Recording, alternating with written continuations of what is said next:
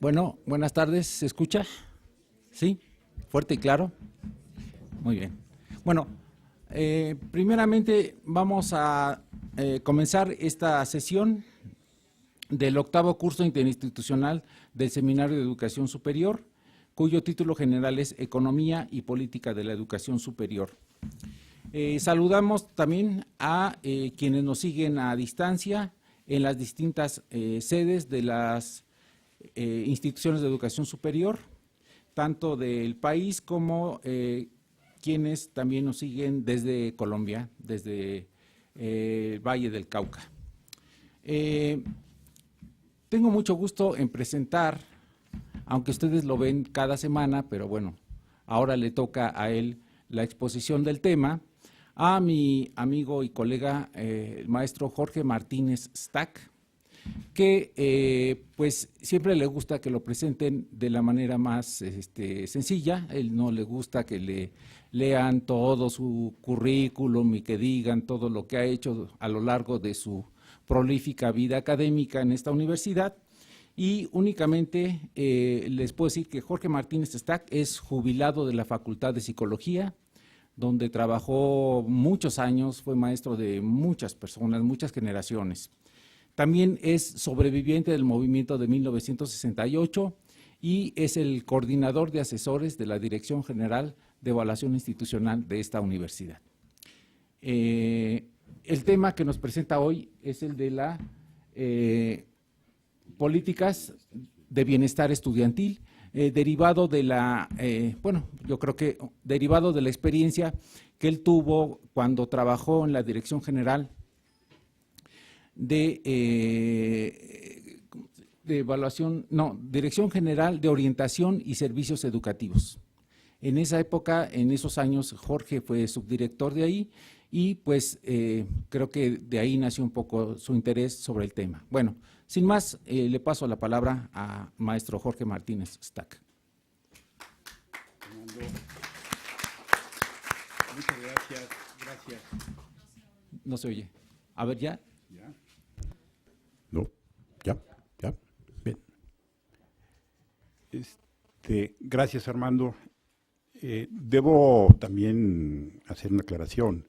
Soy coordinador el jefe de asesores de la coordinación del doctor Ordorica, donde en esa coordinación de asesores solamente estoy yo.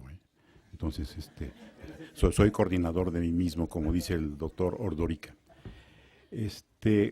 Bueno, un par de notas muy rápidas antes de entrar en materia. Quisiéramos, pues es una nota que nos llena de tristeza, porque el doctor Guillermo Campos Ríos, académico del programa en el doctorado en Economía Política del Desarrollo en la UAP, la semana pasada falleció. E incluso los colegas de la UAP no se conectaron por tal motivo.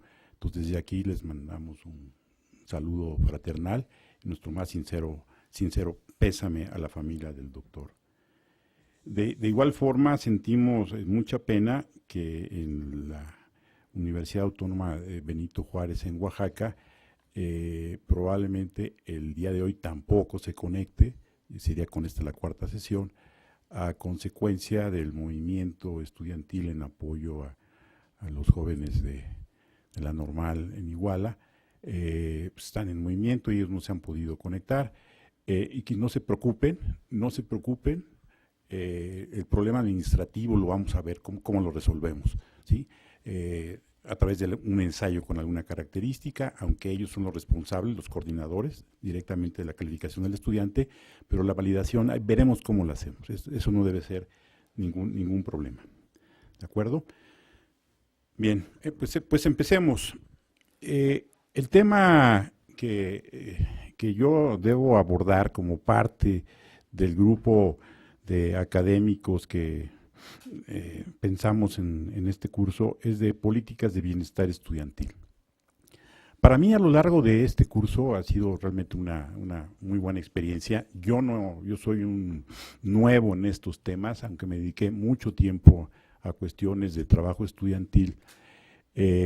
todo ese nuevo enfoque cerca de lo que es la educación superior, los problemas de las políticas, el problema de la economía. Para mí ha sido algo muy, muy novedoso y he venido aprendiendo muchas cosas.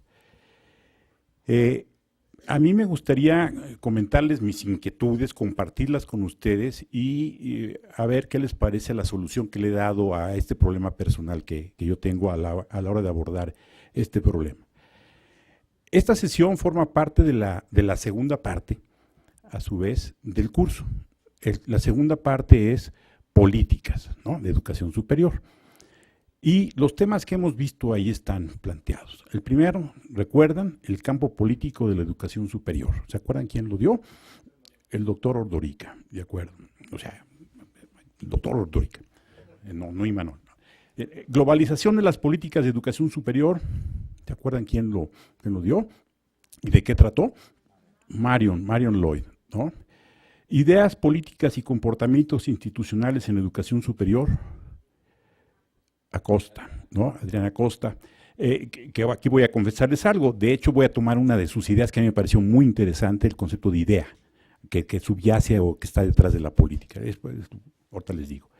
Políticas de la internacionalización. Yo no recuerdo quién estuvo ahí. ¿Ustedes se acuerdan? No. ¿Sí? El doctor Alcántara. Y políticas de evaluación, Mario Rueda. Entonces, no sé si recuerdan cada uno de los temas, ¿sí? A mí en lo personal pues, me han gustado, he aprendido muchas cuestiones. Sin embargo, me han surgido una serie de preguntas. En primer lugar, yo no estoy familiarizado con el concepto de política y mucho menos de política pública. ¿Qué es eso? Entonces, he tratado a lo largo de estas sesiones ir viendo de qué se trata. Algo que a mí me ha afectado en términos de no hay una explicación, o sea, yo no la veo. Por ejemplo, el trabajo de Mario Rueda, que incluso me atreví a preguntarlo aquí, a hacerle preguntas, es muy descriptivo. Dice, ha pasado esto y esto y esto, pero yo me pregunto, ¿por qué ocurren esos cambios en las orientaciones y políticas que sigue una institución? Entonces, como que me ha faltado decir, bueno, ¿quién demonios hace las políticas? ¿Por qué tienen que cambiar? ¿A qué cambian? Etcétera. Y luego, tratando de poner un poco ahí al corriente en estas cuestiones, veo que el tema de análisis de las políticas, y sobre todo de las políticas públicas, es un tema que nos rebasa mucho de lo que hemos estado planteando. De hecho, es un área muy importante en ciencias políticas, en la ciencia política, el análisis de las políticas públicas. Incluso hay toda una metodología. Para mí ha sido un enorme descubrimiento. Me siento muy contento de descubrir todo eso. Una literatura que yo, francamente, estaba totalmente ajeno a ella. Y entré por el camino que Acosta planteaba. ¿Se acuerdan que dejó una referencia? Entonces empecé a buscarla. Entonces se me vino así el mundo encima. Dije, no, pues claro, si vamos a hablar de políticas de bienestar estudiantil, pues debemos decir, bueno, ¿qué demonios es eso de política? ¿De dónde viene? ¿Por qué se cambia? ¿No? Es decir, en principio, cuando empecé a organizar esta información, me planteé esas preguntas y las quiero ahora sí que compartir con ustedes cómo le he tratado de abordar yo en lo personal, ¿sí? De ninguna manera trato de decir que les voy a enseñar algo, sino que simplemente voy a compartir con ustedes mi ignorancia. ¿Sí? Las voy a exponer aquí y decirles, mire, yo la veo así, tratando sobre todo para mí, que tengo un entrenamiento en psicología básica, que es buscarle un mecanismo que me dé cuenta de eso. ¿Se acuerdan cuando Manuel Gil hablaba de cómo es que se ha naturalizado? Que no se hablaba, creo que de género o cómo veíamos tan natural las diferencias o la discriminación, ¿no? Y que Manuel decía, bueno, a mí me gustaría saber cuál es el proceso que subyace a que eso se vea como algo normal y natural, qué es buscar los mecanismos. Entonces he tratado de hacerlo, obviamente no lo logré, pero en ese camino pues he encontrado algunas cosas que creo que le empiezan a dar sentido a algunas de las cosas que hice ya hace muchos años. Y entonces, pues ha sido para mí una jornada realmente muy, muy satisfactoria en lo personal, ¿sí? Espero compartir con ustedes esta satisfacción y a ver qué les parece, ¿sí? Entonces, esas tres grandes preguntas, originalmente me movieron a mí. Es decir, ¿qué es una política pública? Aquí hablan de política pública, ¿no? En todas las sesiones, pero nunca han dicho qué demonios es una política pública. Quizá Acosta se acercó, pero lo dio como por sentado, ¿sí? Pero creo que valdría la pena, sobre todo si nuestra segunda parte de este curso ha sido sobre política, pues cuando de menos decir, bueno, ¿de qué se trata esto? ¿De dónde surgen? ¿Cómo se analizan? Por ejemplo, al comparar la presentación de Armando con la de Lloyd, pues son como diferentes. Entonces la pregunta, ¿no? A pesar de que tocan temas muy semejantes, la globalización y la internacionalización. Entonces, bueno, ¿por qué no tiene una metodología de presentación? ¿Por qué no recurren a las mismas variables? Me da la impresión de que hace falta un marco teórico de referencia común y creo hoy en día que ese marco debe ser el enfoque de análisis de políticas públicas, que es un área muy desarrollada y que yo voy a comentar con mis compañeros cuando tengamos una nueva sesión del seminario, que valía la pena que tuviéramos un marco de referencia común que nos pudiera, como por ejemplo, me gustó mucho la participación de Rueda, ¿sí? Pero, bueno, ¿cuál es la variable? ¿Por qué cambió? ¿Quién? Pues lo describe muy bien cómo ha ido cambiando esta política de evaluación, pero digo, ¿por qué? ¿A qué responde? Entonces, eso es lo que quiero hoy compartir con ustedes, esta inquietud que me produjo esto. Entonces, rápidamente, he dividido esto en dos grandes apartados. La primera parte, quiero así de manera muy esquemática, así con una brocha muy gorda, plantear las transformaciones del Estado en el mundo moderno, que creo que es algo que debemos tener mucho más claro, que es lo que el concepto de Estado ha ido modificándose y cómo esto ha generado formas de acercarse a la solución de los problemas de manera diferente. ¿Por qué lo planteo esto del Estado? Porque me tocaba a mí hablar del Estado benefactor, en términos de las políticas de bienestar, provienen de un Estado benefactor, entonces me puse a ver, bueno, ¿qué es el Estado benefactor? No, pues es el que sigue al Estado liberal, bueno, y luego, pues es el antecedente neoliberal, entonces fue ahí. Entonces, creo que es necesario tener conceptos de este tipo como mucho más aterrizados para que los pudiéramos manejar y abordar esos problemas que hemos estado abordando de una manera mucho más sistemática. El concepto de políticas públicas, no sé si tuvieron tiempo, las mandé muy tarde, las referencias. Hay un pequeño artículo de un español que publica en El País, donde hace la distinción entre política, política y política en español, pero que en inglés son policy, policy, ¿no? O politics, ¿sí? Entonces creo que, cuando lo leí, dije, claro, Imanol habla de una política diferente a esta. O sea, ¿se acuerdan que Imanol que planteaba que el problema de la hegemonía está en otro nivel, que es muy diferente al nivel, por ejemplo, que tú no lo planteabas, ¿no? Que es muy diferente a lo que Mario Rueda planteó. Entonces creo que a pesar de que estamos hablando de política, habría que hacer esa distinción de qué tipo, a qué nos estamos refiriendo cuando hablamos de política. Creo que, bueno, para mí ha sido un descubrimiento, insisto, yo soy totalmente neófito en estas cuestiones. Y luego entraremos al problema del bienestar estudiantil, al concepto muy rápido. Y tomando un poco el modelo que hizo Rueda, que planteó las cuestiones generales y luego lo aterrizó en ejemplos concretos, yo tomaré dos ejemplos concretos de programas o de políticas estudiantiles o que buscan el bienestar estudiantil como ejemplos de lo que se puede echar a perder muy fácilmente, como las becas Pronaves, ¿sí? Algo muy bueno que finalmente, quién sabe por qué, se desvanecen. Y una cosa que me parece el ejemplo más claro de cómo no hay que hacer una política, que son el programa institucional de tutorías, que me parece una ocurrencia que por no sé qué, y trataremos de investigar por qué, se vuelve como el programa institucional y una política que ha arrasado. ¿Sí? Más de 800 compañeros o colegas estuvieron en el congreso de estos días, aquí en la UNAM, hablando de qué, de tutorías. Y salvo 2 o 3 intervenciones que cuestionan este concepto, pues todo el mundo está metido en esto que en mi opinión no, bueno, insisto, es un ejemplo de cómo no hacer política. Quiero llegar hasta allá. Vámonos rápido. Transformaciones del Estado en el mundo moderno. Bueno, todo rapidísimo. Entonces, obviamente, en los últimos siglos esto ha cambiado muy rápido.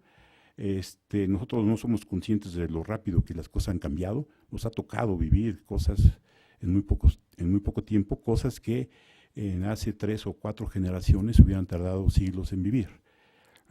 Entre esas cosas que han cambiado tan rápido está el concepto de Estado, o lo que convocamos como Estado.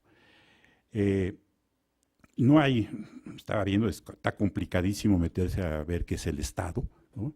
Entonces tomé ahí unas cosas que se le atribuyen a Weber, que es un refrito de alguien que lo cita, entonces ahí está, ¿no? El orden político oficial que rige a las naciones. Y eso que se puede poner así, es totalmente diferente a lo como se entendía hace un siglo.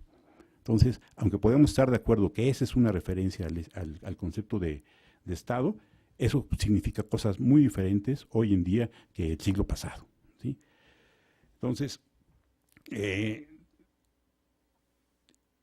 Estado como una forma de organizar el poder político de una sociedad,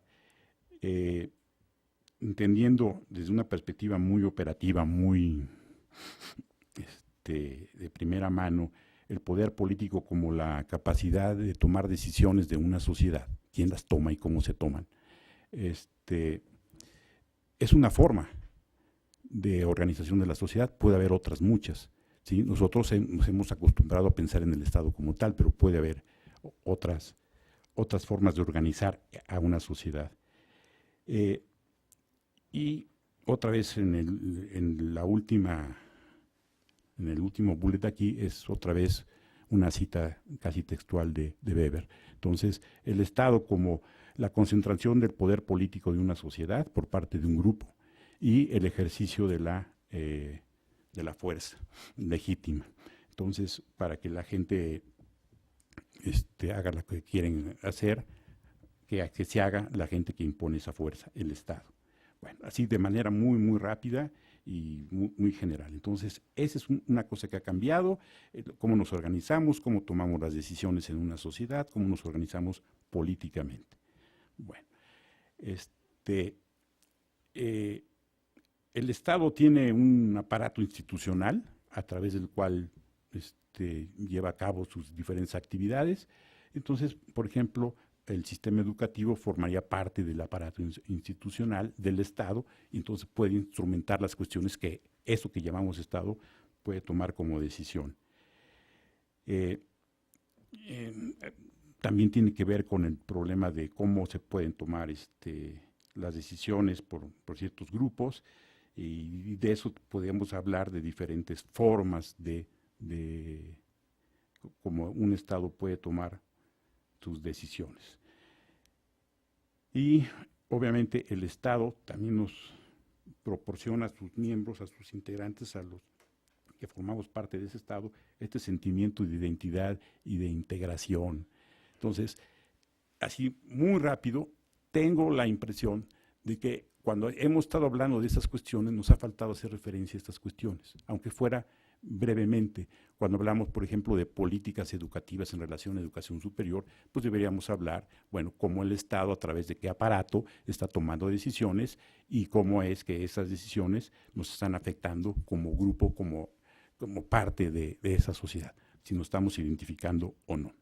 Entonces, otra vez rápidamente y de manera muy esquemática, y seguramente muchos de ustedes, si no es que todos, han visto esto y lo pueden describir mucho mejor, ¿no? Entonces, rápidamente, 3 formas históricas relativamente recientes del Estado. El Estado liberal, el Estado benefactor y el Estado neoliberal. ¿Por qué pongo esto? Porque supuestamente todas estas ideas acerca de las políticas de bienestar estudiantil surgen en una etapa en las transformaciones del Estado, el Estado benefactor. Entonces, creo yo que también deberíamos ver con mayor detalle, a lo largo de un curso como este, estas caracterizaciones del Estado, cómo el Estado, las políticas de un Estado benefactor se van traduciendo. Lo vemos tan rápido y hablamos y decimos, no, es que ya llegaron los neoliberales y ya. Con eso resumimos muchas cosas, pero tengo la impresión de que en otro curso que organizáramos de esto, deberíamos tener como mucho más elementos para describir todas estas cuestiones. Bueno, entonces, el Estado liberal viene a reemplazar al Estado absolutista. Ahora quien van a tomar las decisiones, el grupo hegemónico, es la burguesía, y esta forma de Estado se relaciona muy bien con una etapa del capitalismo, el capitalismo liberal o de libre competencia, en el mercado a todo lo que da, ¿no?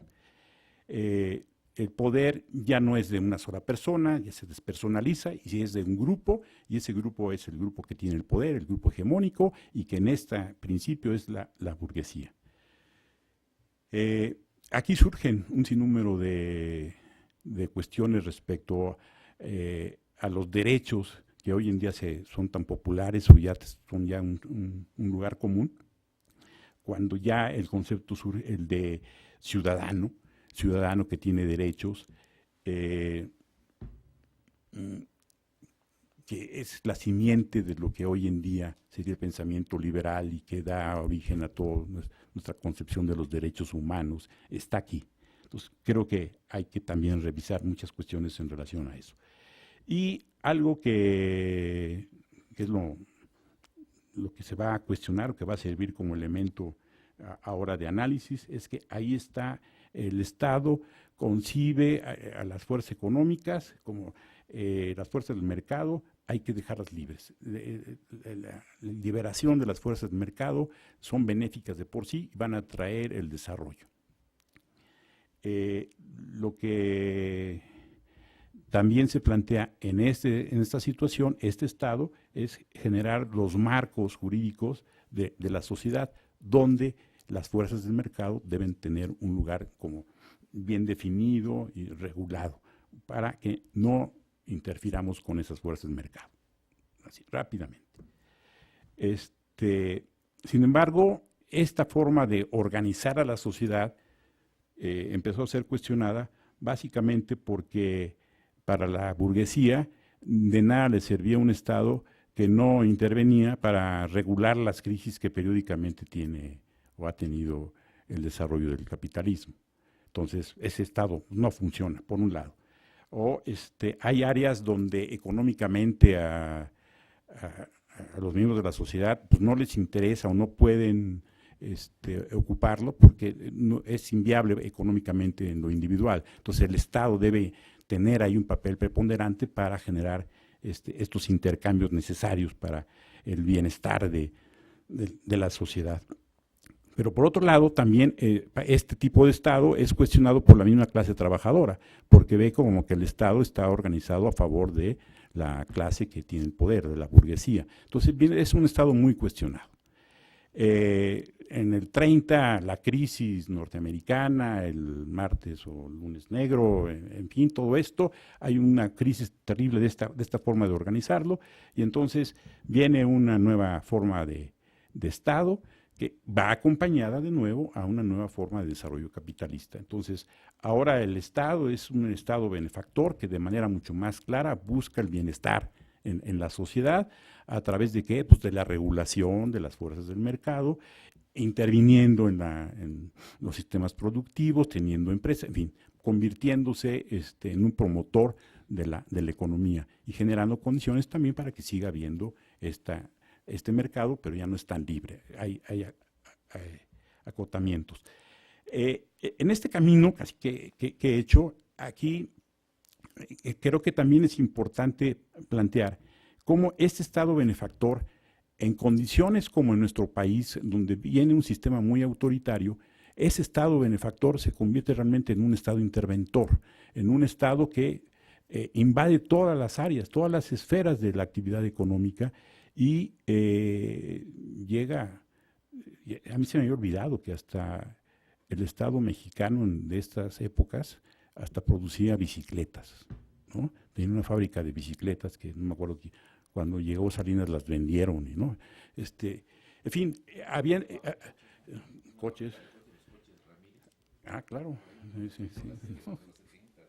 Sí, es decir, ante la crisis anterior, ahora el Estado, ¿no? Keynes y la política del empleo total, en fin, para abordar este tipo de cuestiones. Entonces, las políticas que se derivan de este Estado, las políticas sociales, pues tienden a generar condiciones óptimas o mejores para los sectores populares. Servicios públicos gratuitos, un sistema de seguridad social, derechos, beneficios económicos para los trabajadores, y es así como la época dorada de las condiciones en las que viven los trabajadores. Hoy en la mañana estuve con gente del sindicato de la Secretaría de Educación y hablan de todos los derechos y canonjías que tenían hace años y cómo ahora están luchando porque no se las quiten. Entonces, es decir, había un Estado benefactor, tan benefactor que resultó también poco útil para la generación de aquellas condiciones de las que todos íbamos a vernos beneficiados. Y entonces, bueno, aquí todavía se sigue describiendo lo de este estado de bienestar o del estado benefactor, que incluso por haberse metido en tantas áreas hasta ahí se le puede llamar el estado industrial, tenía industrias y en fin, bueno. Tenía la intención de reducir el conflicto entre quienes poseían los medios de producción y los trabajadores, en fin, tiene toda una lógica de por qué se desarrolló esta forma de organización política. Sin embargo, este estado de cosas no resolvió los problemas que supuestamente debió haber resuelto. Gradualmente se ve que ese estado, sobre todo en países como México, donde llega, bueno, está la figura esta de paz, de logro filantrópico, ¿no? Que es el estado autoritario, corporativista, que coopta todo y que invade todas las esferas de la economía, se vuelve realmente improductivo, es obeso, no genera condiciones para que la riqueza que se pudiera producir se distribuya, y en fin. Así como pasó en México, antes pasó en Estados Unidos y pasó en la Gran Bretaña, y surge viene la nueva oleada, es decir, viene de nuevo el neoliberalismo. Bueno, viene el liberalismo, pero ahora como es nuevo, aprendieron la lección, supuestamente, tanto tiempo ahí al acecho, y de nuevo se liberan las fuerzas del mercado, pero ahora el Estado debe controlarlas mejor, tener un papel mucho más de regulador, más que de interventor. Entonces surge, les pasé, bueno, como referencia, el trabajo de, se me olvida, nuestro amigo, el que murió y que hicimos, Ibarra, del Lalo Ibarra. Sí, toda esa primera parte, quien lo pudo leer, sí, lo plantea muy rápido, cómo llega, creo que en mi opinión él como que lo ve bien, en términos de cómo llega este nuevo modelo de organización del Estado que genera políticas de control, surgen las cuestiones estas de evaluación que nos planteaba Mario, es decir, hay toda una lógica de por qué se responde así a una situación donde el Estado había dejado de ser útil para los fines que supuestamente estaba, como que era para que estuviéramos en mejores condiciones sociales. Adelantándonos, hemos visto que esta forma de organizar a nuestra sociedad políticamente, el Estado neoliberal, así de manera muy gruesa, no ha funcionado, ¿sí? Al contrario, ha hecho mucho más pobre la gente con menos recursos y mucho más rica la gente con, ¿sí? Aquí lo que me surge como pregunta es, bueno, ¿qué sigue? ¿Sí? Siempre se plantea, no, cuestionamos, ¿no? Terminamos siempre en este curso cuestionando las políticas. Básicamente ha sido un cuestionamiento, ¿sí? Desde, bueno, obviamente el concepto general de Imanol hasta pasando por Armando, que cuestionaba qué onda, cómo vamos a evaluar si tiene o no impacto todo esto, en fin. Pues la pregunta es, bueno, ¿y qué sigue? Está bien, estamos en contra de este tipo de nueva organización social. ¿Qué es lo que sigue? ¿Qué es lo que vamos a continuar? ¿Cómo le vamos a hacer? ¿sí? Entonces, nos hemos vuelto expertos. Me gustó mucho el trabajo de Lalo, de Ibarra, en términos que es muy irónico. En términos yo ya me cansé de estar diciendo estas cosas durante, creo que dice 15, 20 años, si lo leen ahí el artículo. O sea, ¿no? Yo estoy repitiendo y ya tenemos muchos años y sabemos que no está bien, ¿no? ¿Qué vamos a hacer? Entonces me queda un poco la cuestión. Bueno, ahora, insisto, esto es así como de un brochazo. Ahora, evidentemente, estas formas de organización social han determinado diferentes políticas públicas. En cada uno de estos modelos de organización, bueno, se han generado diferentes medidas para resolver problemas y, en particular, en cuanto a la educación superior, pues han tenido diferentes impactos. Ahora, lo que he visto aquí es que diferentes autores organizan los diferentes impactos en políticas públicas en relación a la educación superior. Por ejemplo, de la Torre M, así viene en la referencia, ¿sí? Sin fecha, tiene un trabajo donde plantea 3 grandes etapas del desarrollo de las políticas públicas y su impacto en la educación superior, ¿no? El proyecto liberal, revolucionario y popular, que va del 20 al 46, donde la educación superior estaba más ligada a las políticas de desarrollo social y cultural que a las de desarrollo económico, ¿sí?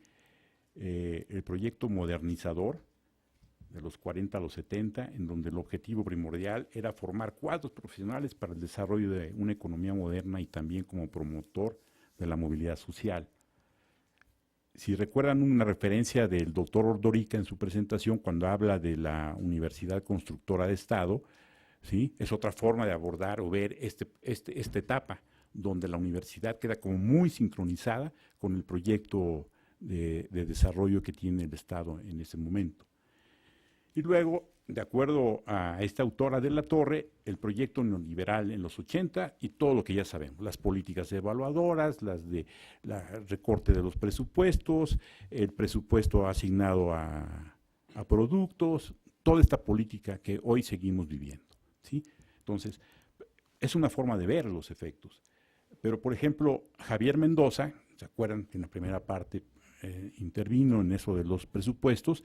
Tiene otra forma de ver el desarrollo del impacto que han tenido las políticas en la educación superior. Él lo plantea en 5 grandes etapas y en un trabajo muy interesante, la presentación va a estar puesta y está la referencia, que va desde el idilio que se da entre el Estado y la educación superior después del conflicto del 68 hasta nuestros días, que es la política del Estado evaluador, ¿no? Entonces vienen diferentes etapas, diferentes impactos. Para un trabajo de estos que hace periódicamente el COMIE, que son las evaluaciones del estado del arte, de conocimiento del estado del arte en ciertas áreas, hay un trabajo interesante, está la referencia, donde plantea 4 grandes etapas. Bueno, ¿cuál de ellas es mejor? Entonces me queda como de la clasificación. O sea, ¿qué hacemos? ¿Cómo describimos esta sucesión de efectos de las políticas en educación superior? ¿Cómo le hacemos? ¿Cuál es mejor la descripción? ¿Cuál es? ¿Sí? Tengo la impresión de que hace falta un marco de referencia teórico claramente especificado, como para que podamos decir, pues yo estoy describiendo como lo hace Javier Mendoza, ¿sí? Yo lo estoy viendo desde este punto de vista y plantea claramente los impactos de las políticas en educación superior. Solamente así puedo darle coherencia a toda la cantidad de información que hemos recibido en la segunda parte del curso. Es decir, si tengo un marco de referencia, claro, cambió esto a esto, a esto a esto, luego por lo tanto hay ese tipo de política, claro, entonces aquí sale este tipo de efecto en educación superior, o hay esta idea acerca de educación superior. Y ahí retomo lo de Guadalajara, de Adriana Costa, la idea de la idea. Bien.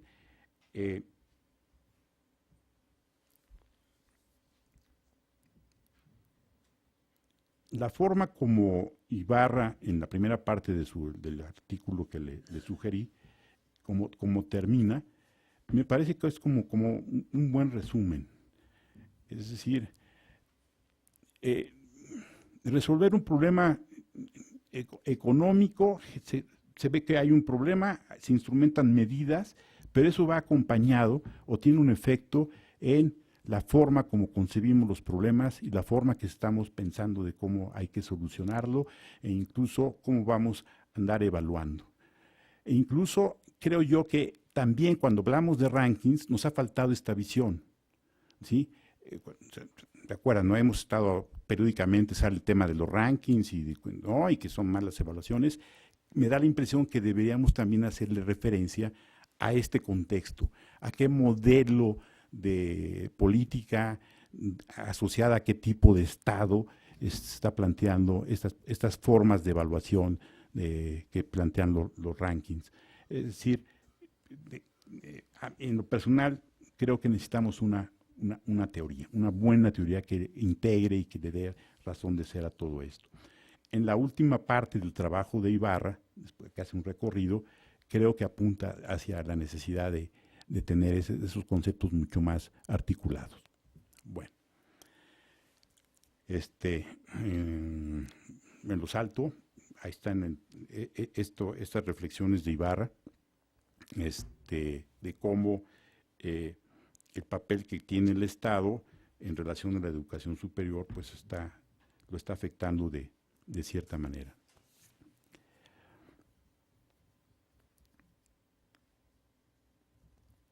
Bueno, rápidamente también, la forma como nos organizamos, nuestra organización política, el Estado está tomando decisiones, nos está afectando a través de las políticas. Pero entonces, en este caso, ¿qué serían las políticas? ¿O a qué nos estamos refiriendo cuando hablamos de políticas?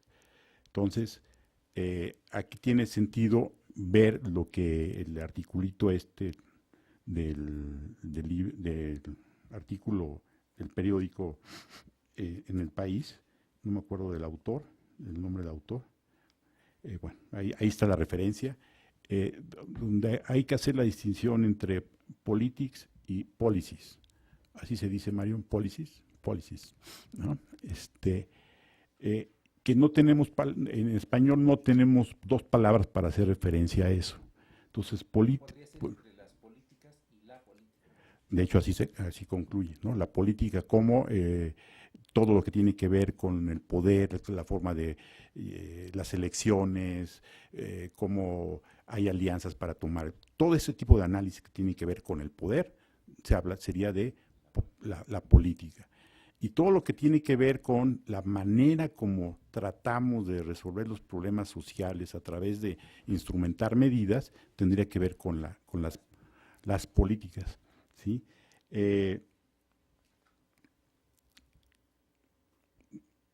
Si lo vemos a la luz de esta distinción, podemos ver, por ejemplo, cuando habla Imanol acerca de los problemas de la política en educación superior, ¿a qué se está refiriendo? A la primera concepción. Incluso cuando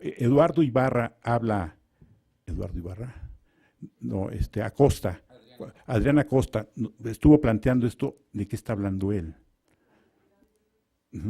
De la política, ¿no? Lo que hay detrás. Toca muy tangencialmente las medidas, ¿sí? Y, por ejemplo, cuando Mario Rueda nos plantea de qué manera se están siendo evaluados los profesores, ¿de qué está hablando él? De política, incluso de programas derivados de políticas, ¿sí? De políticas públicas, ¿sí? Entonces, yo creo que hay que tener mucho más claridad en relación con esto. Seguramente ustedes la tienen, yo estoy compartiendo con ustedes mi disonancia, ¿no? Entonces, al ver esto, estoy encontrando mucho más sentido. Bueno, está en la presentación este tipo de cosas, la pueden ahí leer lo que yo saqué en relación con esto. Ahora, El conjunto, secuencia, sistema, ciclo de acciones estructuradas en modo intencional y causal que se orientan a realizar objetivos considerados de valor para la sociedad o a resolver problemas cuya solución es considerada de interés o beneficio público, es el inicio de una definición de política pública. ¿De quién? De uno de los autores más prolíficos, salud, sobre el tema en México, el doctor Aguilar, ¿sí? Que tiene tiene una colección de 4 volúmenes, ¿no? Sobre el tema de las políticas públicas. Luis Aguilar Villanueva. Platicando ahorita, hace rato con un colega de aquí nosotros, le contaba que hice una buena recopilación de textos sobre políticas, pero que Raiza me dice, no, ¿cómo vas a poner todo eso? Nada más hay que poner poquitas, porque hay un obligatorio. Pero creo que es buena idea. Voy a subir las referencias en el blog y que las pueden bajar. Incluso hay 2 o 3 textos, ya están en PDF, sobre políticas y qué es y cómo, y que creo que las podrían ustedes, los que estén interesados, utilizar, porque creo que vale la pena. Por ejemplo, he encontrado autores mexicanos que abordan estos problemas que creo que nos pueden servir mucho, que hacen análisis de políticas públicas. Hay un análisis sensacional de una mujer de la UAM, donde evalúa las políticas públicas en el periodo de Fox, en educación, ¿no? Y entonces se lo pone, pero bien evaluado, en términos de cómo hay elementos para pensar que eso no es una política asistencial y que no tiene nada que ver con el discurso. En fin, lo voy a poner ahí en esta lista que me sugeriste que subiera, ¿no? Entonces, creo que lo voy a hacer para aprovechar todo eso. Bueno, en esta es una especie de definición ómnibus que da Aguilar, en términos que le va poniendo las características. Bueno, otra cosa, hay un texto que tiene 60 definiciones diferentes de política pública, ¿no? O sea, es un tema que está debatiéndose. Creo que les puse uno de 15 nada más, ¿no? Que vienen enumeradas las 15 definiciones. Villanueva resume las principales características y ahí están, ¿no? Intencionalidad y causalidad, interlocución entre gobierno y sectores de la ciudadanía. Tiene que haber eso. Entonces, mi pregunta es, si no hay eso, ¿es una política pública? De acuerdo con la definición de texto, no es simplemente una imposición, ¿no? De un programa, que han sido decididas por autoridades públicas legítimas, ¿no? Entonces, de acuerdo con esto, bueno, en fin, revisando esto, fui así como viendo como criterios para definir lo que sería, lo que uno de los autores que tienen ustedes en las referencias habla de políticas públicas buenas, le pone así entre comillas, ¿sí? Porque también hay políticas públicas malas, que son ejecutadas por actores gubernamentales y estatales o por estos en asociación con actores sociales, económicos, civiles y que dan origen o forman un patrón de comportamientos del gobierno y la sociedad. Esta es una definición, a mí me parece como que integra muchas otras, pero hay otras muchas, ¿sí? Incluso se debaten, por ejemplo, para un autor, y que es un tema muy debatido, es la política pública también incorpora lo que no hace un gobierno, ¿no? No nada más es lo que hace, sino lo que deja de hacer. Eso también forma parte de la definición de una política pública. Ya no nos metamos en eso. Una política pública, y aquí Aguilar también le pone 4 criterios. Debe haber un componente de autoridad, un componente de decisión, un componente conductual y un componente causal. Entonces, creo que a partir de ahora, cuando creo que hablemos de políticas, deberíamos identificar al menos algunos de estos elementos. Vamos a hablar de la política de evaluación, no sé, en educación superior de los maestros. Creo que deberíamos ser capaces de identificar esos aspectos que los teóricos de las políticas públicas dicen que debemos identificar en las políticas públicas, ¿sí? Como para que pudiéramos tener un lenguaje mucho más en común. Por ejemplo, hay diferentes tipos de política pública, ¿no? hay muchas taxonomías, hay taxonomías geográficas, taxonomías temporales, en fin, hay muchas. Hay una taxonomía muy fácil, o sea, la más citada, que son las políticas distributivas, las políticas regulatorias, las políticas redistributivas, las políticas constitucionales, ¿sí? Dije, órale. Entonces, viendo en retrospectiva todo lo que hemos platicado, trataba de ubicar, bueno, cuando se habla de esto, ¿de qué es? ¿No? Fundamentalmente, por ejemplo, todo lo que tiene que ver con las primas al desempeño académico o docente, qué tipo de política es, ¿no? Y cada una tiene una razón y una fundamentación. ¿Es distributiva? No, es redistributiva, en fin. Creo que también deberíamos tener este lenguaje como para hacer referencia a las diferentes políticas de las que hemos hablado a lo largo del curso. Y también hay modelos, muchos modelos, también controversiales, acerca de cómo se elaboran las políticas públicas. Y viendo estos modelos, creo que esto no se alcanza a ver, ¿no? Tiene 5 componentes, que es identificar el problema, tomar las decisiones, cómo resolverlo, y terminan con la evaluación. Entonces, también creo que nos veríamos muy beneficiados en un curso como este si a la hora de plantear esos cuestionamientos a las políticas, también pudiéramos identificar los elementos que nos han llevado a formularlas. ¿Cuál es el problema? ¿A qué problema se trató de atacar con esta política? ¿Cuáles fueron las propuestas? Y hay una cosa que ahora me quedó mucho más clara a la hora de dar esta revisión y comparándolo con lo que hemos visto hasta ahora, es alguien quiere ganar el poder políticamente, ¿no? La política, pero normalmente lo hace a través de un programa donde en el programa están las políticas públicas. Es decir, las políticas públicas son un vehículo que utiliza la gente que está disputando el poder para ganarse en un sistema democrático la voluntad popular, los votos, ¿sí?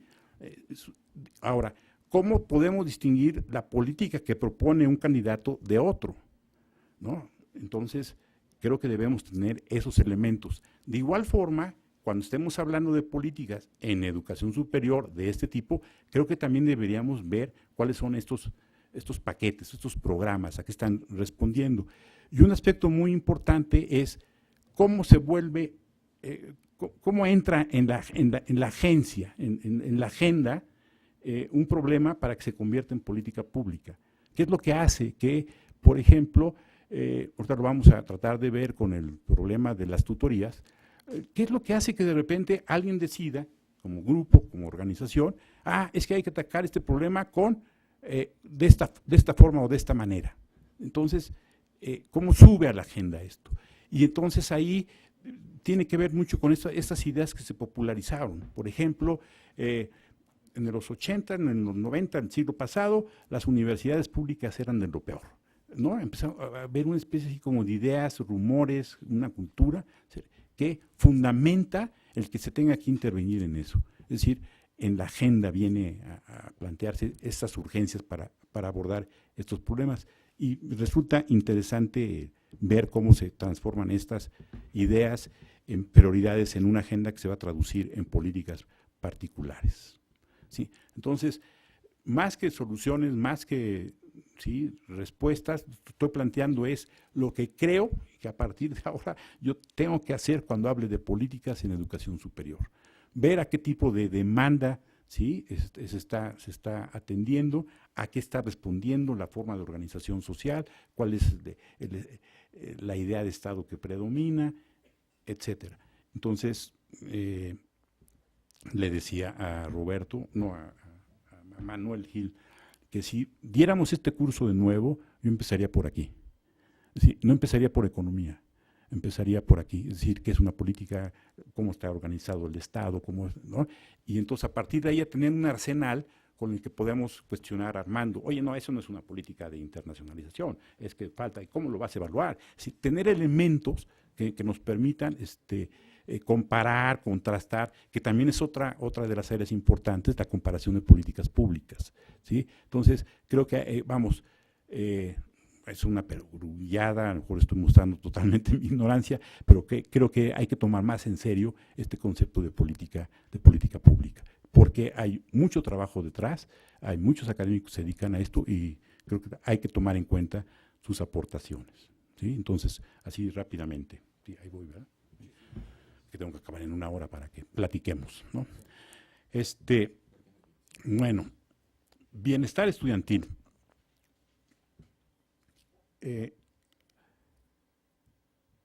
Tuve la fortuna de que un grupo muy lúcido de estudiantes hace algunos años me invitara a acompañarles en un movimiento importante que hubo aquí en esta universidad.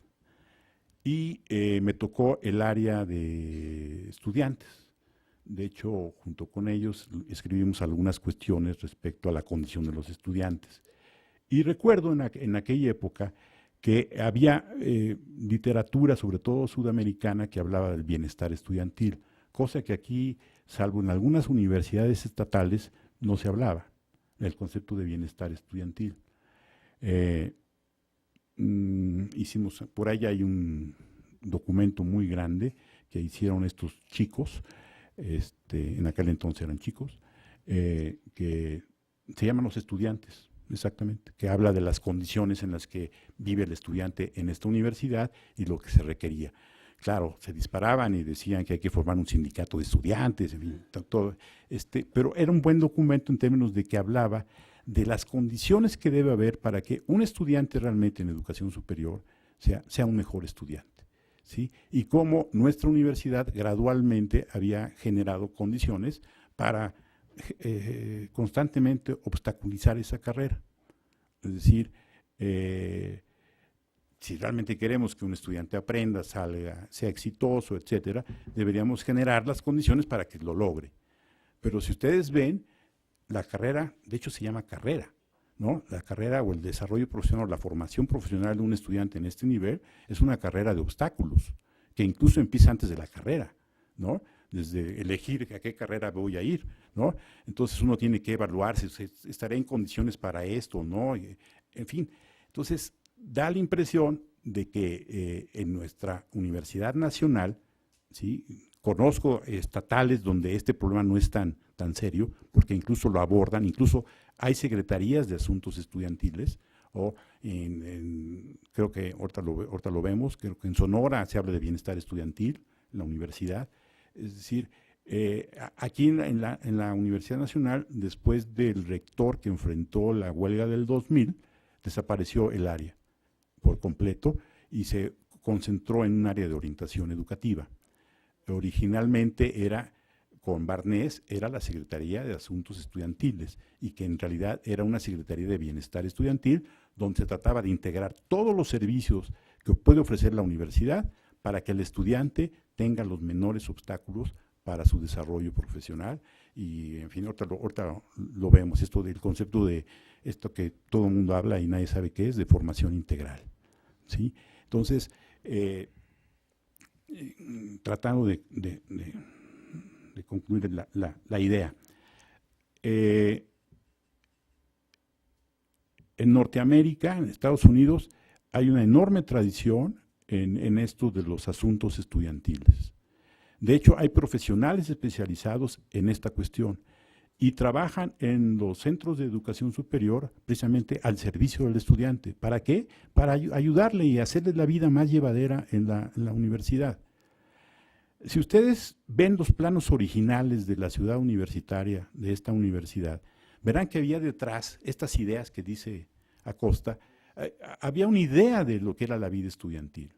No sé si recuerdan donde está ahora orientación educativa enfrente de las islas, estaba el gran comedor central, que supuestamente era el centro de convergencia de todos los estudiantes de todas las facultades.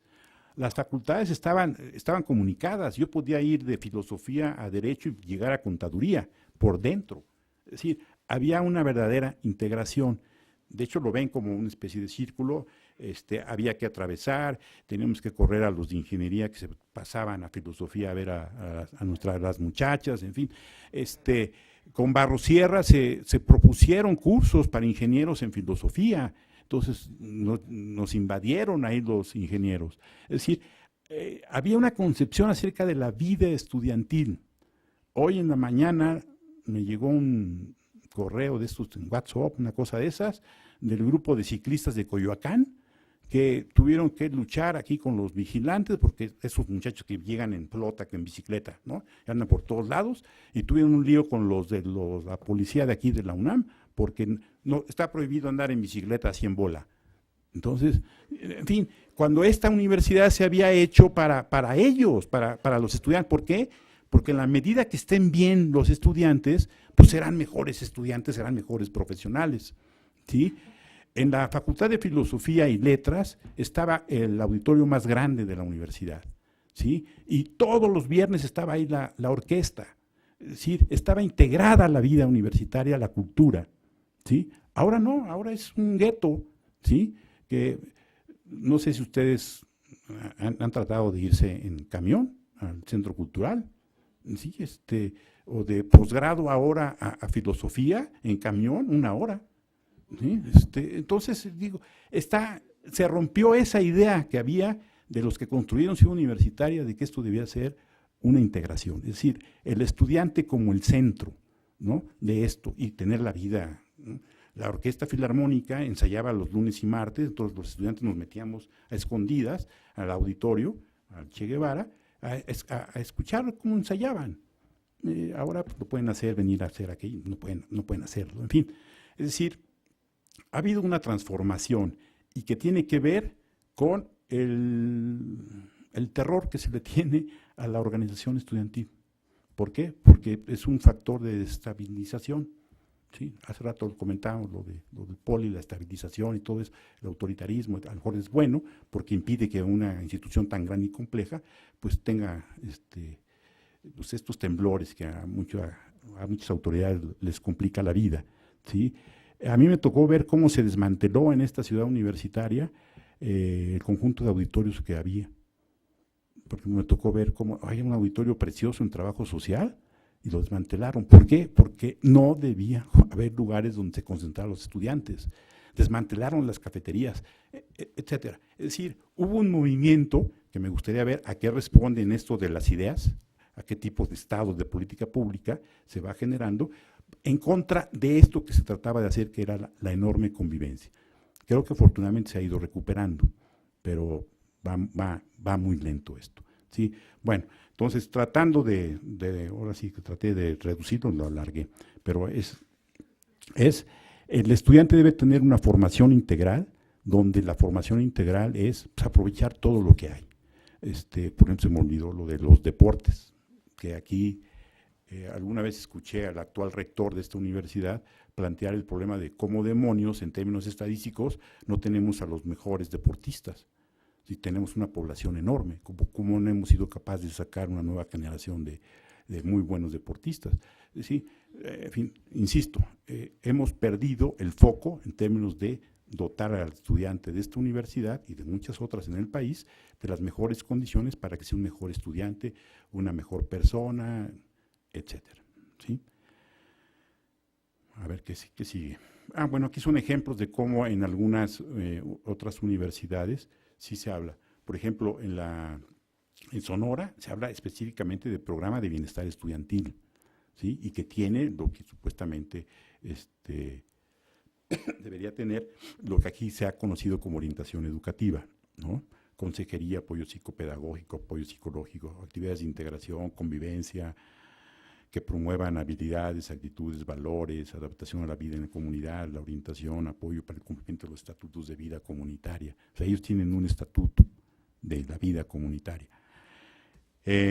Órale, no, aquí no se ve nada, creo que aquí la regué. Bueno, creo que me faltó partirla, ¿no? Pero son textos de la entidad en la Universidad de Chile que atiende a los servicios estudiantiles. Y vean la racionalidad que hay, si los llegan a ver alguna vez, ¿sí? Hay que igualar a los estudiantes en oportunidades, en fin, hay un área destinada a abordar el problema de la desigualdad y tiene como función pues, generar mejores condiciones de vida para el estudiante. Los colombianos se pasan, ¿no? De hecho, tienen en términos de un estatuto, incluso en términos casi constitucionales, el concepto de bienestar estudiantil. Y ya es obligación del Estado generar las condiciones para que la vida de un estudiante en una universidad pública sea lo mejor posible, ¿sí? Ahí hablan de 3 o 4 ejes rectores, ¿no? La formación integral, debe ser transversal, construcción de comunidad, hasta, como buenos colombianos, plantean el baile como una de las actividades importantes dentro de estos programas. Salud, recreación y deportes, arte y cultura, desarrollo humano, promoción socioeconómica, etc.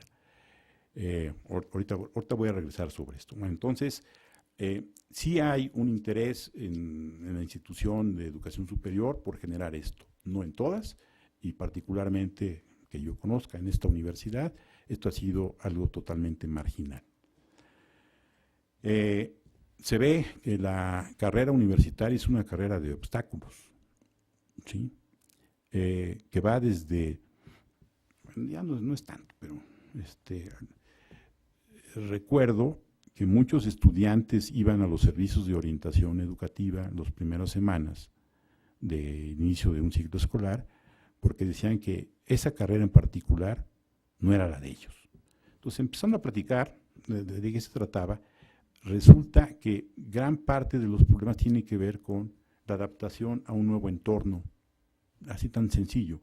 Vienen de una etapa donde la emoción, las relaciones sociales son muy importantes, y resulta que entraron a una carrera donde dejaron a sus colegas de la prepa en otras escuelas, y están totalmente solos, no tienen habilidades de integración. Entonces, piensan que esa no es la carrera que ellos deben haber escogido. No, es decir, a lo mejor hay que identificar el problema. Esto es muy común. Entonces, la idea, por ejemplo, ha empezado a ver aquí en esta universidad actividades de integración para evitar el choque del cambio de ciclo, ¿sí? Tuve una experiencia muy cercana de un estudiante muy exitoso en la secundaria, que cuando entra a la Escuela Nacional Preparatoria número 6, se convierte en un ser anónimo, ¿sí? El conocido ya deja de ser tan conocido, y realmente fue impactante para él cambiar de... Bueno, entonces supuestamente la institución educativa debe velar porque ese tipo de cosas no ocurran, ¿sí? En fin, este es como simplemente un obstáculo. Tenemos entrevistas grabadas con estudiantes, por ejemplo, de medicina, que sufren los primeros meses en la integración a su carrera. Sí, dice una escena donde está un muchacho: si me hubieran dicho en el CCH que yo tenía que estudiar tanto, lo hubiera pensado, ¿no? Estaba sufriendo porque nadie le había dicho que había que estudiar de veras, que ya dejó la prepa o el bachillerato. Siempre cuento algo que a mí me impactó muchísimo: 2 jóvenes de escuelas privadas que venían muy bien, que querían estudiar arquitectura, las trajimos para que conocieran arquitectura y se fueron en cuanto conocieron los baños. Yo no estudio en esta, ¿sí? Es decir, hay cuestiones de adaptación mínimos que tienen un efecto terrible y que nosotros como como institución educativa no estamos planteando, ¿no? Entonces, eso tiene que ver con el bienestar, ¿no? Que el estudiante esté bien. A mí me sorprendió en San Diego, en una de las bibliotecas para estudiantes, hay sillones donde el estudiante se puede quedar toda la noche a dormir, en fin, le generan las condiciones. ¿Quieres estudiar? Pues órale, a estudiar confortable, ¿sí? Aquí, pues no, creo que no se puede hacer aquí, ¿no? Ese tipo de cosas, ¿sí? ¿No? Ahora, es una carrera donde de entrada uno llega y puede haber unos atletas profesionales, voltea uno a verlos, ese está bien preparado, ¿no? Va a llegar con la carrera y llego y estaré, incluso hay problemas de autoestima en muchos estudiantes porque no conocen sus capacidades. Entonces, ¿cómo le hacemos para que conozcan esto? Entonces, hay servicios donde uno le puede decir al joven para qué es mejor, cómo hay que hacerle, cómo organizar su tiempo, etcétera.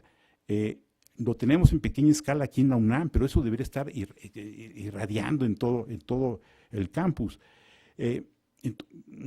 ¿Cómo le hacemos? Muy bien, vamos a abrir y vamos a hacer una universidad integradora, donde vamos a aceptar gente que no tenga exactamente todos los requerimientos académicos, porque sabemos que viene de una condición en desventaja. De acuerdo, órale. Pero si no los atendemos, si no los ayudamos, ese esfuerzo no va a valer. En 2 o 3 años o semestres se pierde ese esfuerzo.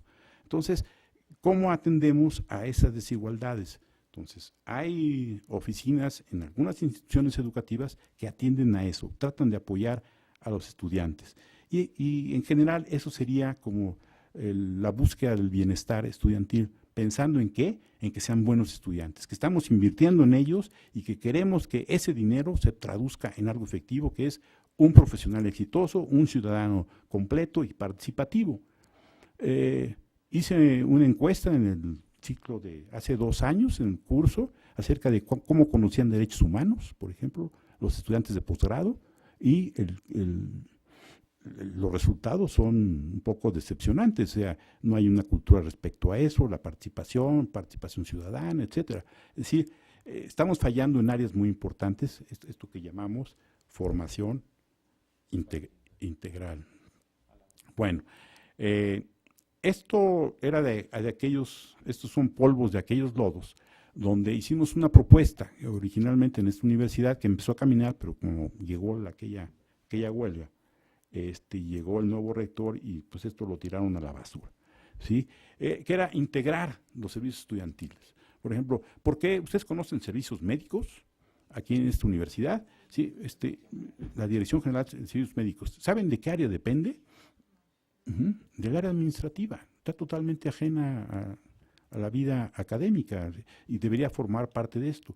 Los resultados de las chavas, bueno, colegas de Iztacala, que hicieron un trabajo sensacional, donde consiguieron lana y sacaron sangre a los estudiantes de primer ingreso, les midieron la cintura y todas esas cosas que hacen.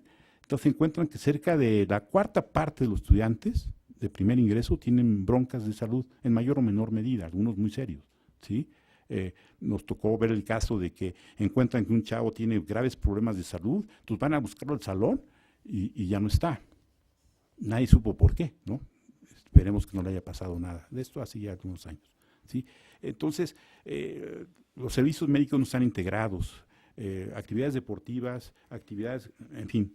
Entonces, la idea era, bueno, vamos a tener un modelo racional donde podamos dar estos servicios. Entonces, ahí están estas ideas para hacer lo que estamos proponiendo como una política de bienestar estudiantil, ¿no? Definir la población objeto, a quién debemos atender, ¿no? A quién debemos recurrir. Entonces, la población objeto no hay pierde, deben ser los estudiantes, ¿sí? Ahorita regresamos sobre esto. En todos los niveles. ¿Por qué la vocación se pierde saliendo del bachillerato? ¿No hay problemas vocacionales en el posgrado? ¿No? El servicio de orientación debe ser en posgrado, ahorita de urgencia, porque tenemos problemas serios ahí. En fin, hay que replantearnos todo esto, es decir, ¿qué estamos haciendo para apoyar al estudiante a tener? ¿En qué ámbitos? En el escolar, ¿no? Que aquí se ha perdido un poco y otra vamos a ver estas cuestiones con la tutoría. En el ámbito personal, ¿sí? Y obviamente en vocacional y profesional. Las bolsas de trabajo de esta universidad han empezado a funcionar, pero ahí los dejamos. El programa de seguimiento de egresados es muy pobre, no tenemos información que retroalimente al currículum, en fin, estamos perdiendo oportunidades importantes o fuentes de información muy importantes. Lo paso esto es simplemente una propuesta de cómo organizar los servicios estudiantiles en 3 diferentes áreas. La orientación a qué tipo de problema y qué acciones habría que tomar, y esto requiere personal especializado, ¿sí? Los académicos, por más buena voluntad que tengan, no pueden hacer este trabajo a no ser que se especialicen, ¿sí? Ahorita regreso sobre esto. Hay un documento de la NUYES, que es lo más cercano a la generación de políticas de bienestar estudiantil, que lo publicaron en el 98, 99, en los albores del siglo XXI, donde plantean un trabajo prospectivo respecto a cómo van a estar las condiciones en las universidades a principios de este siglo, y hacen proyecciones. Yo lo relacioné ese trabajo con esto que aquí se llama orientación educativa, pero en realidad deberían ser servicios estudiantiles o de servicios de bienestar estudiantil, ¿sí? Y lo que sigue aquí es una retahíla de conceptos tomados todos de este libro de Lanúyes, ¿sí? Respecto a cómo van a ser los estudiantes y cómo debemos estar preparados para atender a estos estudiantes. Entonces, por ejemplo, ¿cómo le vamos a hacer para atender ya no a 3, 4 millones de estudiantes, sino 5 a la vuelta de la esquina, ¿no? ¿Cómo debemos abordar esta demanda? Pero no nada más esto, sino que son estudiantes diferentes, ¿sí? Los cambios tan rápidos que han ocurrido lo hacen a un estudiante diferente. Entonces, ¿cómo le hacemos para estar preparados para eso? A lo largo de ese documento, incluso tomando ideas de Martínez Rizo, se van planteando. Es un estudiante ya no tan ilustrado como las generaciones anteriores. Además, como estamos abriendo las universidades para cubrir, obviamente los estudiantes van a entrar con un menor nivel académico. ¿Cómo vamos a abordar ese problema? En fin, viene ahí eso.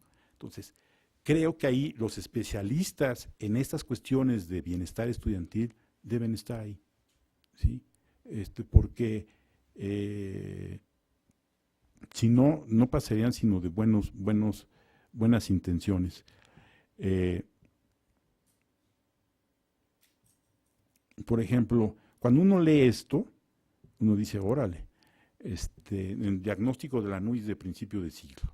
Nuestros estudiantes van a tener, está hablando de que en 10 años, 15 años, rasgos psicológicos desfavorables para el trabajo escolar tradicional.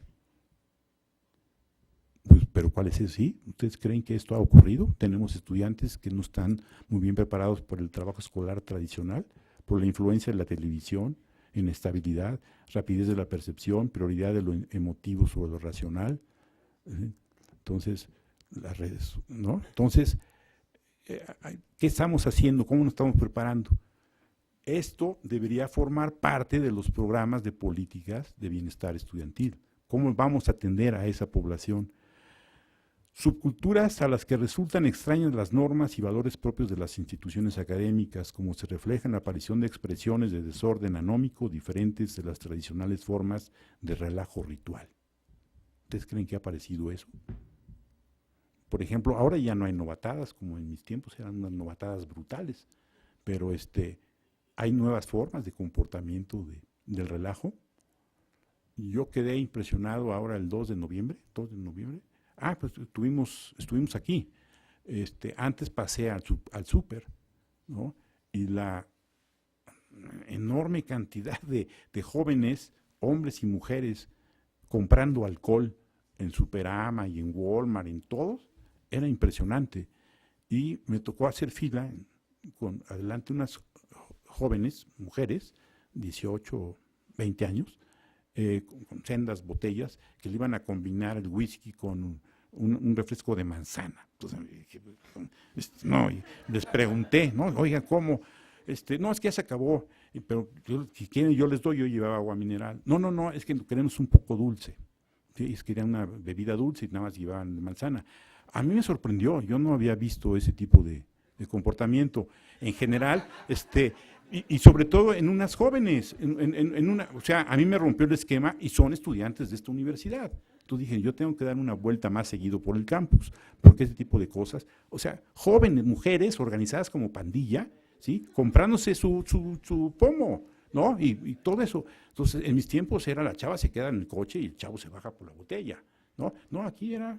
Entonces dije, esto me ha cambiado la vida, o sea, tengo que regresar a dar clases a licenciatura, una cosa así, porque se pierde el timing con los estudiantes, ¿no? Entonces, creo que es importante.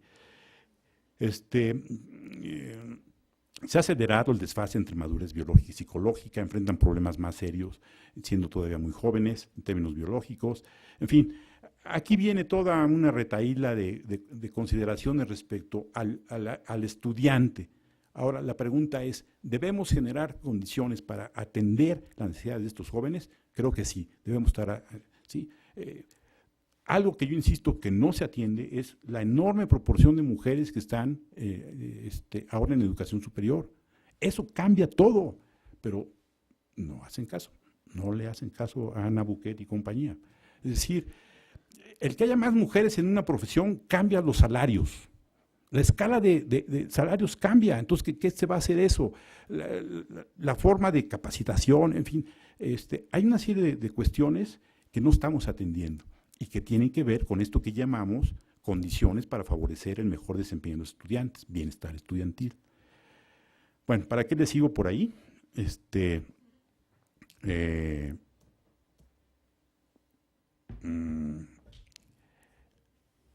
¿Cómo le vamos a atender? Entonces hay que, desde antes, hay que preparar al estudiante para el trabajo académico desde antes, hay que traerlos a esta universidad, que como las elecciones de nuestros estudiantes deben cambiar.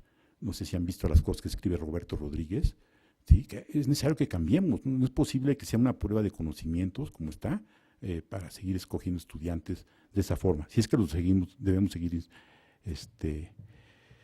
escogiendo o seleccionando. La incorporación a la institución, el primer año de la carrera es fundamental, es vital. Ahora creo que se ha pasado la mano a algunas facultades que traen hasta los papás, ¿no? Entonces hay asambleas de padres, de familia, la primera semana con jóvenes. Si a mí me hubieran llevado a mi mamá, no nada más a licenciatura, sino a la prepa, hubiera sido, yo me hubiera muerto. Pero ahora no, aquí hacen hasta fiestas y en veterinaria tienen ahí una especie de club de padres para convencer a los padres de que deben acompañar a sus hijos, de que veterinaria no es tan mala carrera, que es buena, en fin, una serie de cosas. En serio, porque, los papás son un principal obstáculo en la carrera. Bueno, encontraron eso investigando. Hay un grupo de gente interesada en esas cuestiones, en bienestar estudiantil, ¿sí? Entonces, que los papás, bueno, entraste a veterinaria, mijito, ¿no? Pensando que se iban a dedicar a cuidar gatitos y perros, ¿no? Cosas así, ¿no? A lo largo de la carrera, bueno, los últimos años, la transición al trabajo, por ejemplo, ¿cómo sabe un egresado de nosotros cuánto debe cobrar como profesional? Su primer salario. O sea, ¿quién? ¿No? No sabemos, claro, no sabemos, ¿no? En fin, hay una serie de cosas. Entonces uno va a otra escuela, pues estaba aquí la otra vez tomando un curso en el ITAM, entonces uno ve ahí unos tableros y hay una formación para eso. O sea, y supuestamente estamos preparando a los jóvenes también para eso. Y eso tiene que ver con esas condiciones favorables para su mejor desempeño. La inserción laboral, el posgrado. Hay estudiantes que no se inscriben al posgrado porque no saben que existe aquí en esta universidad, en serio, o sea, ¿no? Bueno, sí saben que hay un posgrado, pero no saben que tienen chance, que lo pueden hacer muy bien y que pueden becas, este tipo de información, ¿no? Bueno, ahí está esto es un resumen del libro de Anúyes y ahí está, ahí se los dejamos. En conclusión, las universidades, las instituciones de educación superior mexicanas, en poco tiempo deberán atender cada vez más a jóvenes que por su edad y por su origen social necesitarán de un apoyo mucho mayor que el que precisaban los alumnos del siglo pasado para llegar a ser realmente los profesionales, técnicos y académicos que la vida productiva y el desarrollo científico y cultural del país requieren, así como los ciudadanos íntegros, pensantes y participativos que nuestras casas de estudio dicen que quieren formar. Este es de Martínez Rizo. Entonces, tengo la impresión que nos estamos quedando rezagados. Nos falta una verdadera política de bienestar estudiantil. Rapidísimo, me voy rapidísimo sobre 2 ejemplos de política de bienestar estudiantil. Becas Pronaves. En mi opinión fue uno de los mejores aciertos de la política foxista y que yo no sé por qué no le sacaron más jugo publicitario, que me parece atendía a una necesidad. Es decir, quitarse el concepto de que la beca es para el mejor, sino que la beca es para ayudar a que un estudiante pueda llegar a ser mejor, ¿sí? Entonces, esta idea de que démosle beca al estudiante, que aunque no tenga el promedio, pero que económicamente la necesite, y que, pues más o menos, que llegue al 8 en 2 años y para mantenerla. Y le vamos aumentando el monto de la beca, ¿sí? Cuando empezamos a diseñar el curso, con Roberto Rodríguez tuve una discusión acerca de que valía la pena. Él escribió hace 2 años una cosa sobre Pronaves, donde plantea, hace 2 años, que no se han aumentado los montos de las becas Pronaves, que valía la pena hacer una propuesta de que se incremente. La gente de la SEP contesta, no, pero es que la cobertura, ¿no? Entonces pensábamos que íbamos a tener ya a estas alturas del año una propuesta para que la firmáramos todos, ahí como grupo, como estudiantes o asistentes a este seminario, a este curso. Pero pues no la tenemos, pero creo que es importante. Siguen siendo 750 pesos a estudiantes de primer año y va aumentando hasta 1,000 pesos a los estudiantes del último año, siempre y cuando conserven el 8, sean regulares. Pero llegó el nuevo grupo político al poder, ¿no? Fox lo tuvo, generaron esto, más o menos, no lo hicieron mucho. Insisto, es un buen programa, ahorita veremos por qué es un buen programa, y ahora ya llegaron la nueva administración, pongamos la nueva administración, ¿no? Entonces, ¿en qué se convierte este programa? El programa se llama Programa Nacional de Becas, Pronaves, y ahora se llama, hay una Coordinación Nacional de Becas de Educación Superior, y Pronaves queda inmersa en ese, ¿no? Y aquí tienen a un héroe nacional diciéndole a un joven por dónde hay que ir, ¿no? Es decir, la beca, ¿sí? Como una especie así como de beneficio público, ¿no? Vete por allá. Entonces, ahí a la entrada de la SEP, esto está en la página el programa de becas de la SEP, esto está ahí como logo, ¿no? Benito Juárez diciéndole a una estudiante, por allá va, ¿no? Esas son las becas, ¿no? Entonces es de un paternalismo, de un asistencialismo, peor que Fox, o Cursi, ¿no? Entonces, esa es la nueva concepción que se tiene, y todo se reduce a becas. Luego, para mí el colmo, que refleja mucho esto, así lo tiene. Copié la página que tienen ahí. Un anuncio a los estudiantes. Ya no nos llenábamos Pronaves. Las becas Pronaves se llaman ahora de manutención. Entonces yo dije, a Roberto lo dice, no importa, hombre. ¿Cómo no? Detrás están las ideas ¿cómo se llaman? ¿De Guadalajara? De Acosta. Hay detrás de esto toda una concepción acerca de lo que es un estudiante, es un mantenido, ¿no? Manutención tiene que ver con mantenido. No, es un mantenido, estamos manteniendo estudiantes. Esa es la concepción que tienen, ¿no? En lugar de ver cuáles son las condiciones para que se desarrolle mejor este estudiante. Y otra cosa, fíjense que voy a hablar bien de los foxistas. Es decir, se preocupaban porque el dinero de las becas estuviera lo más pronto posible. Eso está el 31 de octubre. Y dicen ahí les vamos a avisar cuándo está el dinero disponible. Sabemos que la beca es fundamental para que el estudiante se nos quede el primer año. Si no la damos a tiempo, se nos van los estudiantes que necesitan estos 750 pesos, que es una miseria, lo necesitan, de eso viven, ¿sí? Entonces, todavía no llega el dinero a las universidades en este país para las becas de este año, que empezaron en agosto, las clases, ¿no? En general. Agosto, septiembre, octubre, noviembre, 4 meses de retraso. Los jóvenes que necesitan esta beca se nos fueron. Estoy casi seguro que un 4 o 5% de jóvenes en esta universidad se nos fueron ya porque no tuvieron la beca a tiempo, ¿sí? Y vean, ahí están los anuncios ahora, otra cosa, eso es sensacional de Roberto Rodríguez con su idea del Estado controlador. Ahora, antes cada universidad registraba a sus estudiantes y mandaba la lista a la SEP y todo. Quien validaba las listas, bueno, que lo siguen haciendo son las universidades. Pero ahora generaron un sistema central, ¿sí? Todo un software para que el estudiante se inscriba ahí y todo está centralizado, ¿sí? Otra vez el Estado controlador. ¿Para qué? A lo mejor hay desvíos en algunas universidades y inscriben estudiantes que no lo son y todo, pero por eso no se justifica este control, ¿no? Entonces ahí uno ve a los chavos que se dedican a esto aquí en la universidad llenando formas y formas y formas. Bueno, entonces,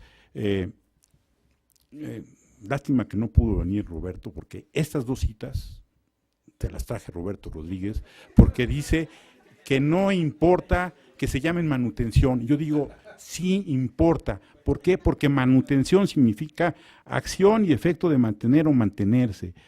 conjunto de operaciones de almacenaje, etcétera, conservación y amparo, bueno, manutención, mantener, sí, no se ve, pero son un montón, y todas, proveer a alguien de alimento necesario, costear las necesidades económicas de alguien, etcétera. ¿Sí? Es decir, esa es la concepción, ¿no?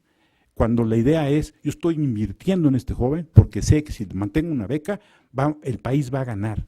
En fin, entonces hasta el nombre, como dicen las chavas de género, las palabras pesan, las palabras significan, las palabras sí muerden, aunque Lewis Carroll decía que la palabra perro no mordía, la palabra mantener o mantenimiento a mí sí me muerde, ¿sí? Bueno, y todo se ha convertido en puras becas económicas, ¿sí? No se ve, ¿no? Pero en la página, abrí el menú y viene becas. Hay unas becas para chavos de Michoacán, creo, de Morelia. No alcanzo a ver, que no veo. Se llama movilidad nacional. Sí, movilidad, no. Movilidad, no, excelencia en apoyo al transporte. Dije, órale.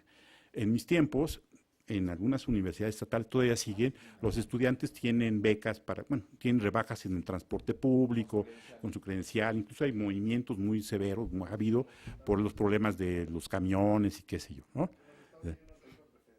O, por ejemplo, ¿no? Para los estudiantes, si eres, ¿no? En fin, como que están muy metidos en el entorno, los chavos tienen cierto tipo de canonjías como estudiantes. Bueno, aquí hay para una parte de Michoacán, de excelencia, para un camión que los lleva de un lado a otro. Para una parte, en lugar de hacerlo como general, es muy localizado. Y cuando quise entrar, dice, no, ya agotadas, ¿no? Entonces, no tengo mayor información, pero hay, ¿no? Si tienen chance, métanse, que es sensacional todo esto. Entonces se vuelve en pensar en dinero en lugar de condiciones para que este dinero tenga un mejor efecto. Rollo, ¿sí?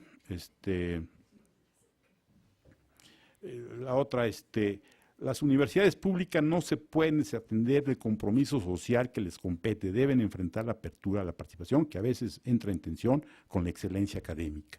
Si vamos a abrir cobertura, debemos enfrentar el problema de que vamos a tener estudiantes que no están en las mejores condiciones. Y ese es un problema de nosotros y debemos atenderlo, tanto académicamente como generando condiciones de bienestar. Entonces creo que ese debiera ser. Oye, ya me pasé. No, espérate. No. Ya. Bueno, rapidísimo, las tutorías. Bueno, aquí son unos ejemplos, ya muy viejos, pero de los pocos que conozco, a pesar de lo que se diga, de cómo las becas Pronaves funcionaban, al menos hace algún tiempecito. Aquí hay una cosa que nos salió por pura casualidad, que es un experimento natural, que nadie lo tiene. Lo tuvimos nosotros porque Javier Lozano, que trabajaba ahí conmigo, era un obsesivo, todos tuvimos esto. Ese año no llegó el dinero suficiente para cubrir a todos los estudiantes que necesitaban la beca. Entonces lo tuvimos que dar a una parte, pero hubo otra parte que no recibió la beca, pero que también la necesitaba económicamente. Entonces tuvimos que hacer ahí, inventar el SAFE, le llamamos, una escala mucho más rigurosa para calificar la situación económica. Pero los chavos que están ahí en verde, la necesitaban también. Es decir, pudimos comparar la misma condición socioeconómica con beca o sin beca. O sea, nos salió de chiripa, es un experimento natural, o sea, un grupo control y un grupo experimental, pero eso no se debe hacer, pero ahí está, ¿no? Nos salió naturalmente, ¿no? Cuando un estudiante logra cumplir con todos los criterios, decíamos, tuvo cumplimiento de objetivos total, el 79%, ¿sí? 79%, con becas y sin beca, ¿no? Cumplimiento parcial, bueno, fueron mucho más los no becarios, ¿no? Es obvio porque la mayoría se fue para el otro lado, ¿no? Es decir, mejor cumplimiento de objetivos por años entre becarios y no becarios. Entonces ven siempre lo verde, ¿sí? Por abajo, ¿no? Es decir, los no becarios, los que no tuvieron beca en la misma condición, en términos del logro de objetivos del programa, quedaron por abajo. Entonces, ese dato para mí me convenció de las becas, es decir, hay que darle y entre más rápido se las demos, mucho mejor. Insisto, nadie tiene un dato, nadie quiere decir, es más, ni sé, porque ya no me dedico a eso, pero nadie tenía este tipo de datos porque fue un churro, fue totalmente que nos salió de casualidad, y en las evaluaciones. Bueno, aquí viene lo que hacía el becario y vemos cómo las condiciones de alimentación, de nutrición, son terribles. Para mí hay una gráfica, que no la creíamos al principio, es decir, las condiciones de vida. ¿Cuántas personas hay, sacamos ahí, por recámara? ¿No? Pues 2.5 personas por recámara en promedio, ¿sí? Pero ¿cuántas personas duermen en la misma cama? ¿No? Entonces resulta que en los becarios, la comparación era también contra los no becarios, 1.7.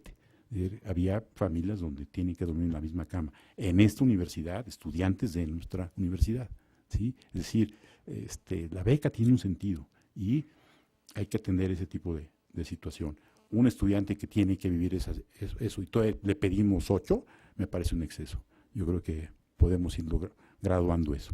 Bueno, entonces becas creo que hay que replantear. No se puede, ya le pusieron ese nombre, entonces ya no se puede. Pero los programas institucionales de tutoría. O sea, estas son algunas ideas de un trabajo que hicimos Jesús Galás y un servidor. Jesús Galás tiene el rollo de que no es posible que a los académicos, que ya se les pide investigar, enseñar, extensión y qué sé yo, ahora se les pida ser tutores, ¿no? Y ahora la calidad de las instituciones de educación superior se mide por el número de tutores que están en operación, ¿no? Entonces, esta escuela tiene el 80% de su personal, son tutores. No importa que sean, pero son tutores, ¿no? Entonces, de entrada hay un grave problema. La tutoría se plantea desde Anúyes como una solución al problema del nivel académico de nuestros estudiantes.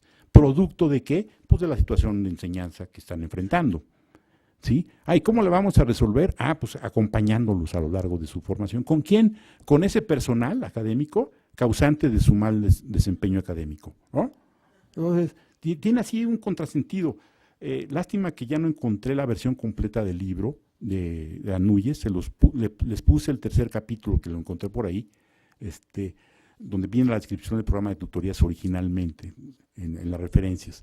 Pero desde un principio viene esto, o sea, uno lo lee y dice, no puede ser. ¿Cómo propones para acompañar al estudiante a aquel que tú dices que es responsable de su bajo desempeño?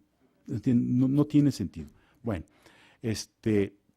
todo lo que analizamos, aunque como este trabajo lo presentamos en un contexto de tutorías, no fuimos muy críticos para evitar ahí el cuestionamiento de la gente que está a favor de las tutorías.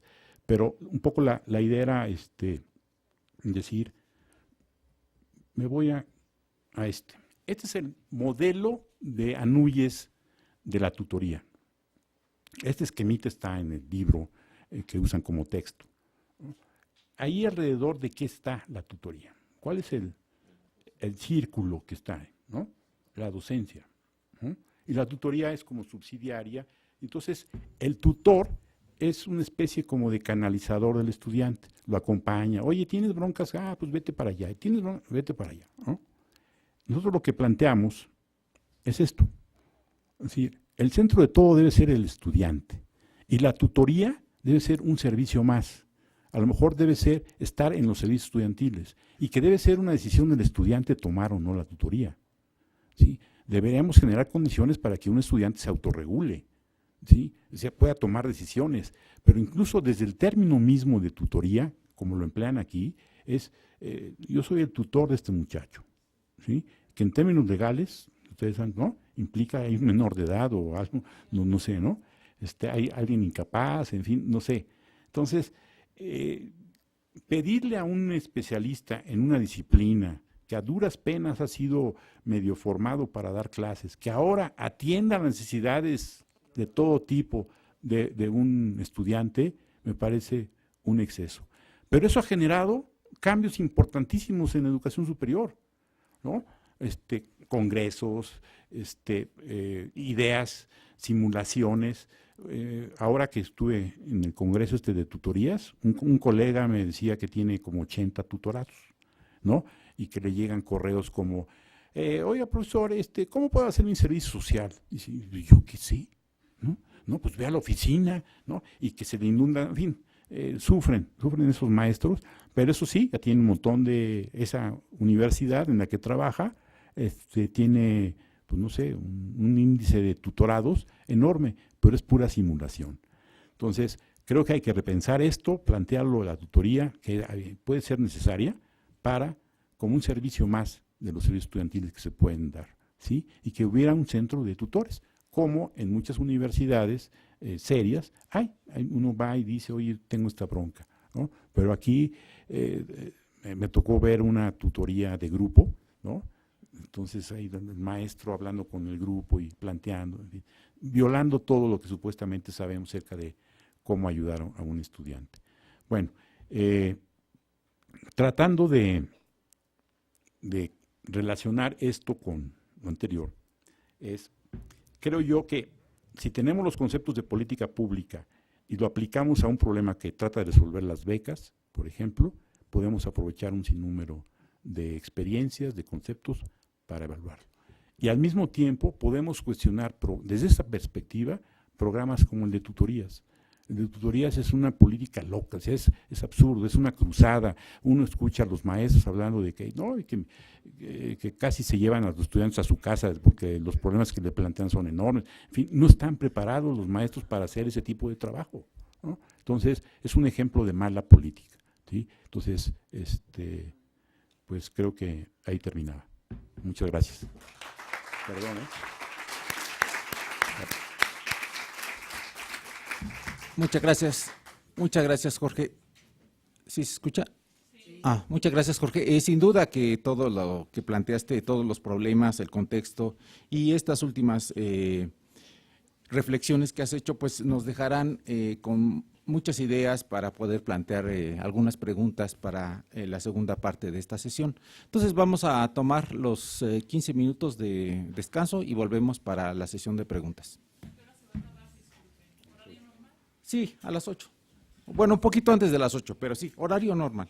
Sí. La vez pasada fue por algo extraordinario. Sí. Sí, ¿verdad? Horario normal.